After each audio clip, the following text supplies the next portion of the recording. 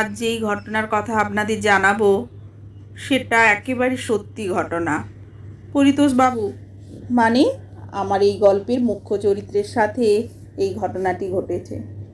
সত্য ছুঁই ছুঁই পরিতোষবাবু নিজেকে নিঃশেষ করে যেই ছেলেদের লেখাপড়া শিখিয়ে বড় করেছেন, নিজেদের পায়ে দাঁড় করিয়েছেন, তারা কিনা এই শীতের মাঝরাত্রে তাকে বিছানা থেকে তুলে বাড়ি থেকে বের করে দিতে চাইছে।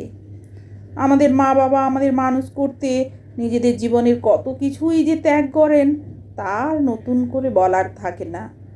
তাদের শখ আহ্লাদ স্বপ্ন শৌখিনতা সব কিছুর বলিদান হয়ে যায় আমাদের স্বপ্ন পূরণ করতে।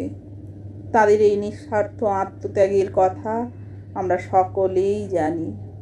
তারপরেও সেই সন্তানরা বাবা মাকে যদি শীতের রাত্রে বিছানা থেকে তুলে বের করে দিতে চায়, তাহলে সেই বাবা মায়ের মনের অবস্থা কি হয় বলুন তো।